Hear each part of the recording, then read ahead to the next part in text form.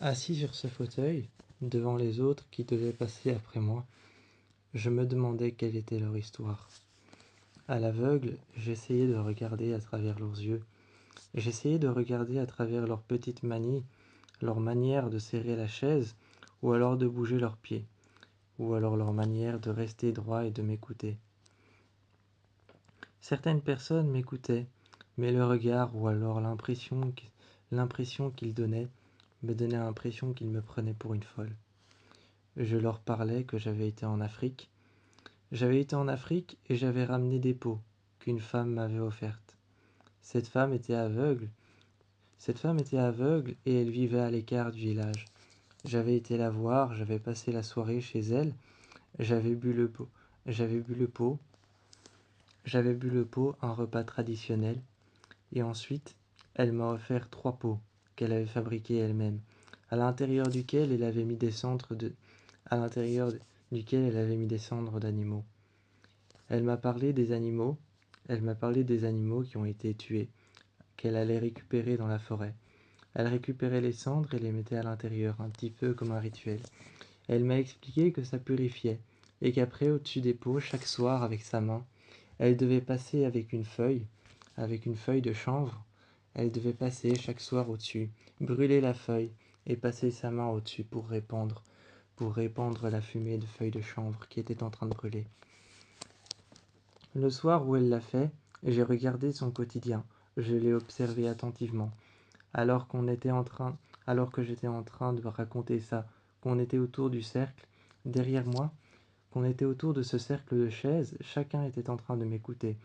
Ils étaient en train de m'écouter attentivement, d'écouter mon témoignage. Et moi, il y avait un élément dans cette pièce qui me faisait peur plus que tout. C'était le feu derrière, car j'avais vécu quelque chose en rapport avec le feu. J'essayais de ne pas me retourner, mais c'était compliqué. Comme quand on te demande de ne pas te retourner, mais que justement tu as envie de te retourner, que c'est une sorte d'invitation quelque part à regarder ce que tu ne dois pas regarder. J'étais assis sur le fauteuil. Assis sur mon fauteuil, j'étais en train d'expliquer qu'au début, lorsque j'ai déposé les 4 pots que j'ai reçus de cette femme, rien ne s'était passé. Ensuite, un matin, je me suis levé. Un matin, je me suis levé et toutes les montres s'étaient arrêtées à 1 heure pile. Toutes les montres s'étaient arrêtées à 1 heure pile. J'ai essayé de les redémarrer, de changer les piles. J'ai essayé de les remettre en route, mais rien n'a fonctionné. Je les ai emmenées chez un horloger, mais jamais personne n'a réussi à les remettre en route. Alors je les ai laissées comme ça. Je les ai laissées comme ça au mur. Je me suis dit que ça devait être un bug technique, que ces horloges devaient être anciennes, car elles l'étaient. C'était dans l'ancienne maison de ma mère. L'ancienne maison de ma mère dans laquelle elle était tombée malade. En plus de ça, il y avait une pièce dans laquelle elle était tombée malade. J'étais en train de raconter qu'au début, ce n'était rien de surprenant. Des portes qui claquaient, des portes qui s'ouvraient toutes seules, qui grinçaient, un plancher dans une pièce complètement vide qui grinçait lui aussi. Je me disais que ça devait être l'humidité pour le plancher qui grince. Je me disais que pour les portes qui claquent ou pour les portes qui s'ouvraient toutes seules, ce devait être un courant d'air ou alors un coup de vent. Ce n'était rien de grandiose, mais je ressentais qu'il y avait quelque chose. Autour de moi, il y avait quelque chose de malsain. Chaque nuit, quand je me réveillais pour aller boire un verre d'eau, je sentais qu'on m'observait, qu'on me regardait. Il y avait une porte qui claquait, et dans une pièce juste au-dessus de moi, quelqu'un avait l'air de marcher. J'avais l'impression que le toit au-dessus de moi commençait à s'affaisser et que quelqu'un était en train de marcher, de faire les 100 pas. Je remontais les escaliers, j'ouvrais la porte et je ne voyais rien. Toujours un objet qui avait été déplacé. Mais ce n'était jamais rien de grandiose. Il n'y a jamais eu d'ombre, ou jamais eu de silhouette, ou de regard pendant la nuit. Jamais on n'a tiré ma couverture et je ne l'ai retrouvée le soir par terre. Jamais je n'ai dû me réveiller à cause d'un courant d'air ou d'un murmure, d'un mot sifflé à l'oreille. Non, jamais je n'ai dû me réveiller à cause de quelque chose comme ça. C'était chaque fois une porte qui grinçait, ou alors le lendemain, j'ai commencé à découvrir des souris mortes. J'ai commencé à découvrir des souris, des petits rats qui avaient été éviscérés, qui avait été découpé finement, presque chirurgicalement, juste devant ma fenêtre. Juste devant ma fenêtre et juste devant ma terrasse, presque chirurgicalement, ces rats avaient été coupés en deux dans la longueur. Leurs tripes étaient sorties à l'air. Presque comme une sorte de rituel, ils étaient mis en cercle et à l'intérieur, avec des bouts de bois, il y avait quelque chose, une sorte de symbole. Là, j'ai commencé à un petit peu plus m'inquiéter.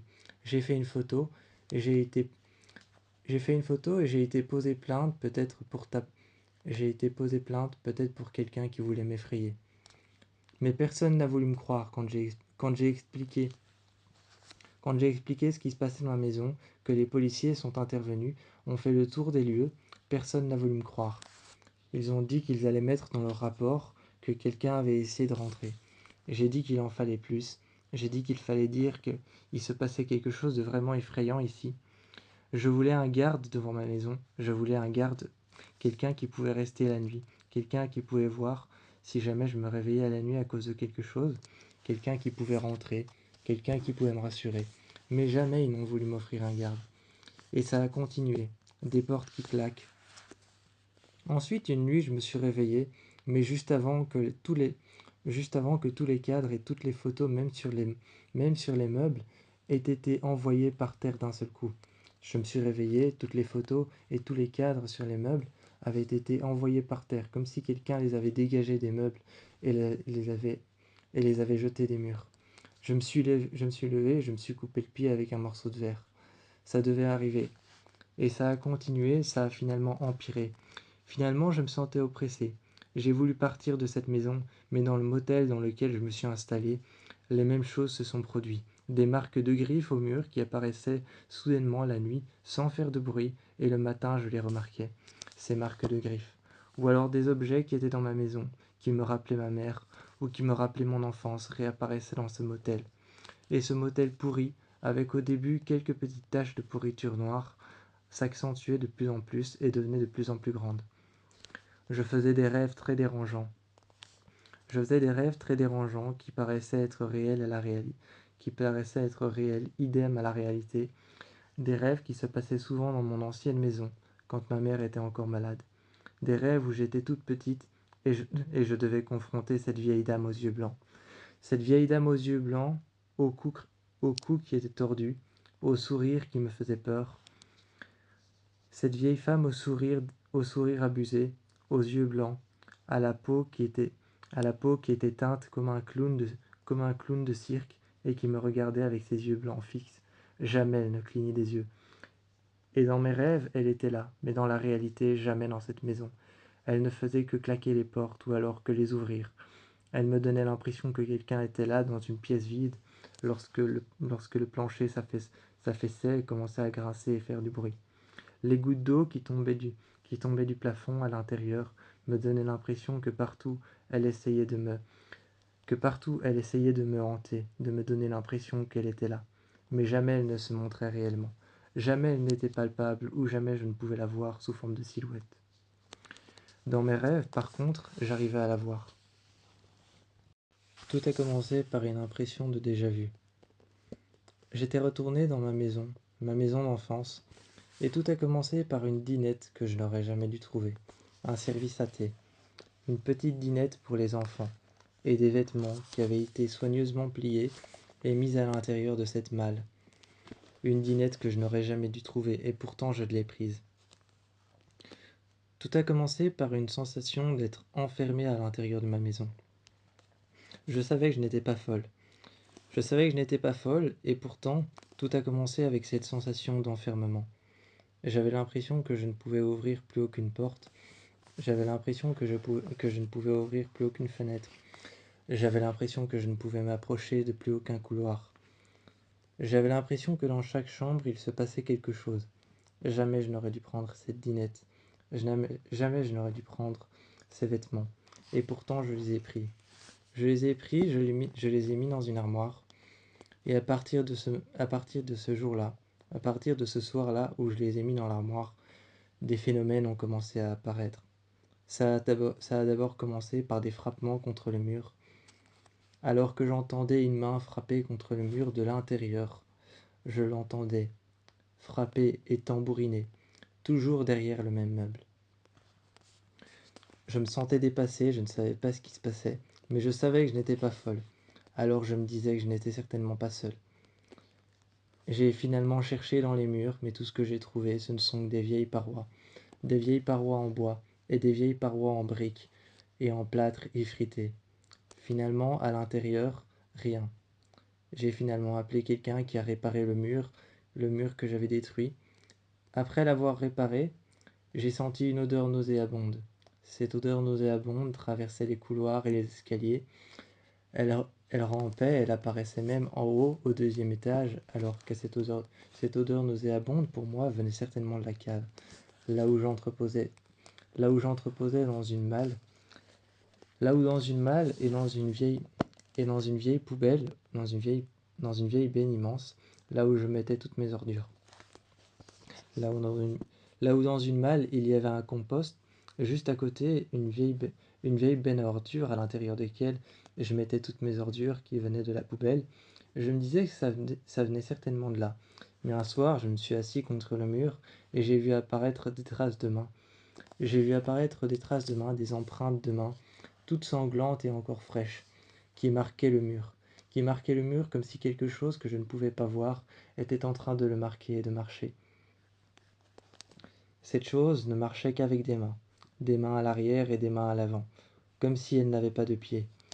Je me disais que j'étais certainement folle, et je suis retourné dans mon lit. J'ai mis les mains sur mon corps et j'ai dit « Tu es sûrement en train de rêver, tu es sûrement en train de rêver, tu es sûrement en train de rêver. » Le lendemain matin, je me suis réveillé. Le lendemain, je me suis réveillé et j'ai ouvert la fenêtre. Dans le reflet de la fenêtre, quand je l'ai ouverte, le reflet d'une jeune fille avec les cheveux rigides et lisses devant elle. Cette jeune fille tendait le bras et j'ai pu sentir sa main me caresser l'épaule. Elle n'était pas dangereuse, elle ne reflétait aucun danger. Elle m'a simplement caressé l'épaule et elle a essayé de me parler. Mais ses mots étaient un peu détruits. Ces mots étaient un peu détruits, comme à travers les brouillages qu'on peut entendre dans une télévision, comme à travers un poste qui ne fonctionnerait pas bien, ou alors à travers une vieille radio. Je n'entendais pas bien sa voix, mais pourtant je la voyais correctement. J'ai fermé la fenêtre et je me suis dit que je la verrais derrière. Mais rien. Juste un rideau qui s'est levé en me disant qu'elle devait être partie. Je savais que c'était elle la cause de tous ces ennuis, mais j'ai continué. J'ai continué à chercher. J'ai vécu longtemps avec ces... J'ai vécu longtemps avec ces péripéties, ces répétitions de frappements, cette armoire qui s'ouvrait et se fermait, des endroits, des chaises que je retrouvais à des endroits différents, et souvent des choses que je pouvais retrouver comme une odeur de cramé qui sortait de mon four ou qui sortait d'autre part. Un jour, j'ai entendu des bruits, des frappements qui m'ont guidé vers dehors. Je sentais une odeur de cramé, je suis rentré dans la maison. Je pensais que cette odeur de cramé, consciemment, je me disais, elle vient certainement de mon micro-ondes ou alors de mon four. J'ai ouvert le four, j'ai ouvert le micro-ondes et rien. Finalement, je suis sorti et je sentais toujours cette odeur de cramé. De la fumée m'a guidé sur le côté de la paroi. Un feu était en train de, un feu était en train de brûler tout mon rosier. Heureusement, j'ai pu l'arrêter à temps. Le feu avait endommagé la moitié des briques, mais les briques n'avaient pas pris. Les briques et la maison n'avaient pas pris. La moitié de la maison était en bois. J'ai eu de la chance sur ce coup-là. Elle avait essayé quelque chose, je pensais qu'elle n'était pas dangereuse, et pourtant. Le soir, alors que je me faisais un feu, lorsque je partais toute seule chercher les bûches, et que je laissais la maison toute seule, je me demandais ce qui se passait à l'intérieur. En allant chercher des bûches, je me retournais vers la forêt, en me disant est-ce qu'elle me regarde, est-ce qu'elle est là. Je sentais une présence derrière moi, un frisson dans mon dos, un froid, un vent frais dans ma nuque. Je prenais quelques bûches, 2, 3, et ensuite je repartais. Je revenais à la maison, je les mettais dans le feu, et ces bûches avaient ramené une sorte de courant d'air qui montait, faisait grimper les flammes tout en haut de la cheminée, et je pouvais entendre à travers les flammes et le crépitement du bois qui était en train de brûler. À travers les braises, j'entendais des cris et des hurlements. Certainement elle. Je me disais que ce ne devait être rien d'autre qu'un fantôme qui avait besoin d'aide. Alors lorsque je suis reparti remettre la dinette et remettre les vêtements dans cette malle, les remettre de l'autre côté de la maison, je les ai jetés dans la rivière, car j'avais découvert un article parlant d'une petite fille qui s'était noyée. Je les ai jetés dans la rivière, j'ai déposé la malle juste au bord de la rivière, et ce jour-là, elle n'avait que besoin d'aide, juste pour être libérée. Elle avait été libérée et elle cherchait juste quelqu'un qui pouvait le faire qui pouvait le faire à sa place. Au début, quand on voit des choses comme ça, on se dit, c'est pas réel, ça peut pas exister. Et pourtant si. Chaque soir, j'entendais la même musique. Je l'entends encore dans ma tête. Elle résonne encore. J'entendais cette musique rock. C'était du dark metal. Au début, quand t'entends du dark metal juste à côté de toi, ta première réaction, la réaction la plus humaine, c'est de te dire que c'est un groupe de jeunes ou un groupe de délinquants qui est venu près de ta maison. J'ai fait plusieurs fois le tour de la maison. Je n'ai jamais rien vu qui ait pu expliquer ce phénomène. Je n'ai jamais rien vu qui ait pu expliquer ce phénomène. J'ai fait plusieurs fois le tour de la maison. J'ai appelé pour tapage nocturne. La police est venue, mais jamais personne. Ils n'ont trouvé jamais personne. Dans leur rapport, ils expliquaient toujours la même chose. Qu'ils diront que quelque chose, qu'ils diront que quelqu'un a essayé de rentrer. Le soir, j'entendais encore cette musique. J'entendais encore cette musique. Mais un soir, j'ai pris conscience des paroles. Un soir, j'ai pris conscience des paroles. J'ai pris mon PC près de moi. Quand j'ai pris conscience de ce qu'était réellement cette musique, j'ai commencé à m'inquiéter. Au début, quand tu entends de la musique, tu te dis, ce sont simplement une bande de punk rock qui viennent près de ta maison. Mais c'était plus que ça. Il y avait une sorte d'énergie. Pas le genre d'énergie mystique qu'on peut expliquer, mais il y avait une sorte d'énergie malsaine qui s'échappait de cette musique. Comme si les paroles ne venaient pas, comme si les paroles ne venaient pas de notre monde, mais d'un autre monde. Alors c'est vrai que j'ai jamais cru à ce genre d'histoire. Mais il y avait une sorte d'énergie, une énergie malsaine, une énergie puissante qui s'échappait. J'ai été voir un soir, alors que la musique était en train de se jouer, et j'ai vu plein de gens. J'ai vu plein de gens avec des masques. Ils vénéraient les chats, et en avaient plein autour d'eux. Ils en avaient plein autour d'eux qu'ils avaient accrochés sur des crochets. Les chats étaient morts, empaillés. Ils étaient morts, empaillés, desséchés, vidés de leur sang. Ils vénéraient les chats, et étaient en train de faire une sorte de rituel. Chamanique, si on peut appeler ça comme ça. Je les regardais, j'étais caché, et je me disais qu'à tout instant, si l'un d'eux me regardait, si l'un d'eux m'avait vu, c'était mort, c'était fichu. Je rentrais chez moi et je sentais encore cette présence. De cette ferme, au bout de ma maison, s'échappait quelque chose de très malsain. Une sorte d'énergie, appelez ça mystique, appelez ça fantomatique, appelez ça quelque chose de différent, si vous voulez. Mais de cette ferme s'échappait quelque chose de très différent que dans ma maison. Et un matin, j'ai ouvert la porte et j'ai entendu un bruit de porcelaine tomber. J'ai trouvé un masque cassé en deux, les mêmes que j'avais vus. Les yeux étaient cousus, la bouche était cousue, mais juste assez d'espace pour pouvoir parler, juste assez d'espace pour pouvoir voir. Ces personnes étaient un culte, une sorte de secte. Je n'ai jamais vraiment su qui ils étaient, mais ils n'étaient pas humains non plus. Leurs bras étaient trop longs. Leurs bras étaient trop longs, leur silhouette n'était pas humaine.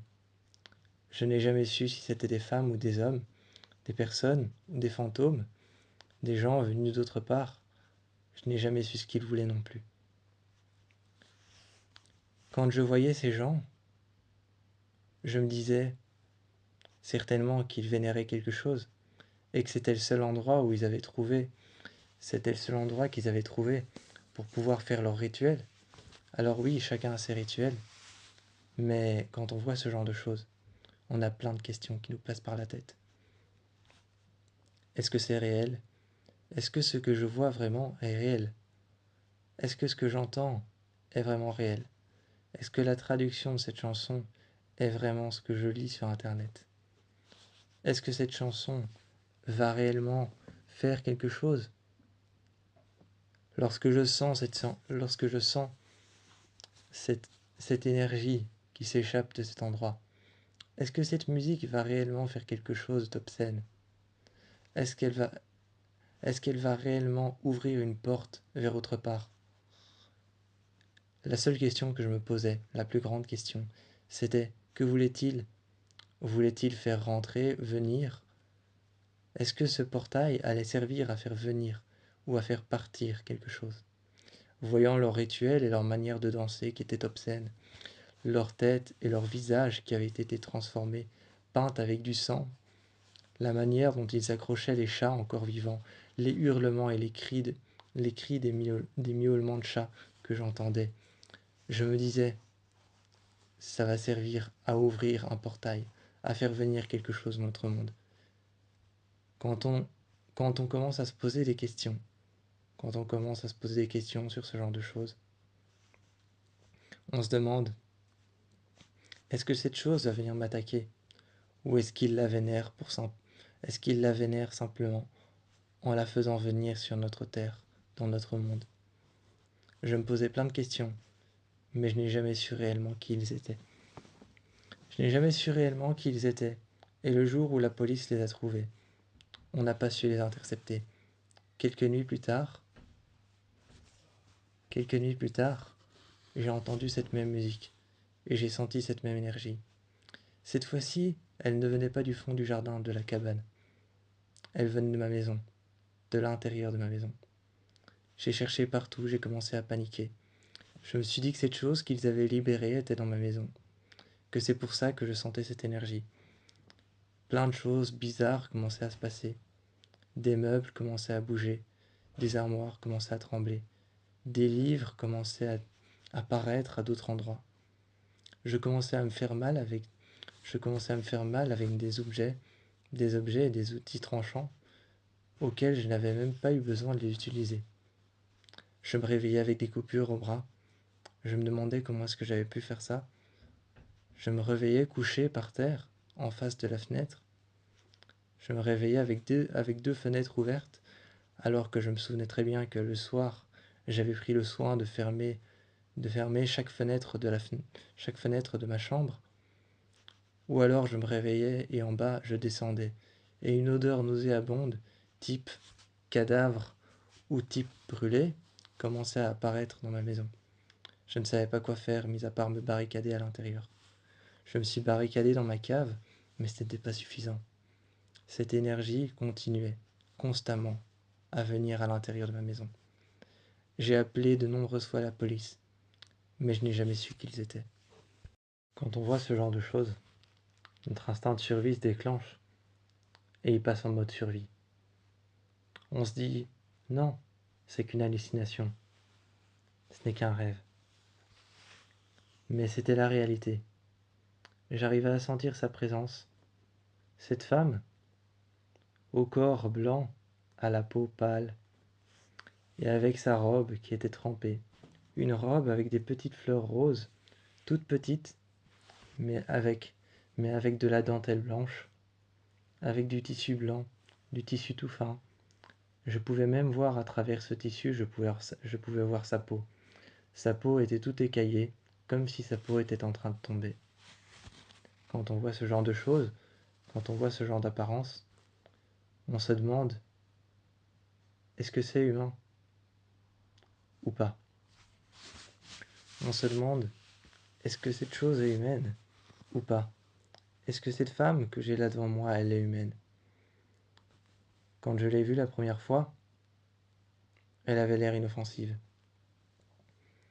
Quand je l'ai vue la première fois, elle était dans le couloir. Elle avait l'air inoffensive, elle ne faisait rien mis à part regarder les gouttes d'eau et regarder l'eau qui était en train de tomber en masse de sa bouche. Elle ne pleurait pas, elle ne disait rien, elle était silencieuse. Souvent, on se pose ce genre de questions quand on passe en mode survie. Est-ce un fantôme qui a besoin d'aide? Est-ce qu'il m'a choisi pour avoir besoin d'aide? Est-ce qu'il cherche quelque chose? Ou est-ce qu'il s'est perdu? Tu te poses ce genre de questions, mais quand des phénomènes comme ceux que tu as vécus apparaissent. Là, la nuit, je commençais à la voir, apparaître, flottant au-dessus de mon lit, tenant ma gorge, serrant très fort et disparaissant d'un seul coup. Quand elle commence à faire ce genre de choses, tu te demandes si c'est pas à toi qu'elle veut du mal. J'ai commencé à entourer mon lit de tous les réceptacles, de toutes les pierres et de tous les symboles que j'ai pu. Sur mon lit, j'ai peint des symboles avec de la peinture blanche. J'ai mélangé cette peinture avec du sel, afin d'éloigner les esprits. J'ai entouré mon lit de tous les symboles possibles, mais le lendemain, j'ai retrouvé les symboles complètement écorchés par des marques de griffes. Quand on voit ce genre de choses, on se pose plusieurs questions. Cette chose était plus puissante que je ne le pensais. Est-ce que ce qu'elle cherche, c'est moi? Est-ce que ce qu'elle veut, c'est moi? Est-ce qu'elle désire quelque chose dans cette maison qui lui appartient? Est-ce que je suis dans sa maison? Ou alors peut-être, quand tu commences à te poser trop de questions, certaines questions deviennent complètement absurdes, mais tu te les poses quand même. Est-ce que je faisais anciennement partie de sa famille? Mon sang est-elle le sien? Et tu continues. Un soir, je suis tombé sur un lot de poupées et je me disais, quelle chance, je vais pouvoir les vendre. Je les ai vendues. Pendant un moment, l'esprit a disparu. Mais à l'intérieur de la maison restaient des phénomènes étranges, des courants d'air inexpliqués, des portes qui claquaient toutes seules. Ce genre de choses te fait dire qu'elle est partie, que tu as enfin la paix, mais que quand même, quelque chose est resté. Quand j'ai vendu ces poupées, à un prix raisonnable, je me suis dit, elle est partie, je n'ai plus affaire à elle. Mais les odeurs nauséabondes, les courants d'air, les claquements de portes, tout ce qui était inexpliqué, les frappements, l'impression que quelqu'un marche derrière toi quand tu avances, l'impression de ne pas être seul dans les couloirs, d'être regardé la nuit, cette impression de ne pas pouvoir regarder la télé tranquillement, que les chaînes changent tout seuls et que tu passes d'un poste à l'autre sans même avoir touché ta télécommande. Tous ces phénomènes te font te poser des questions. Par pur esprit, par pur esprit, par pur instinct, j'ai commencé, par pur esprit de logique et par pur instinct, j'ai voulu récupérer les poupées. Mais quand j'ai récupéré les poupées, les choses se sont empirées. Un soir, je suis descendu parce que j'ai entendu un gros claquement, type explosion ou alors quelques planches de métal qui tombent l'une sur l'autre comme une cabane qui s'effondre. Je suis descendu et les poupées étaient couvertes de sangsues. J'ai ouvert les poupées et à l'intérieur, il y avait de la chair. Je me suis dit, c'est ça qu'elle cherche. C'est ça qu'elle cherche. Mais qu'est-ce que c'est?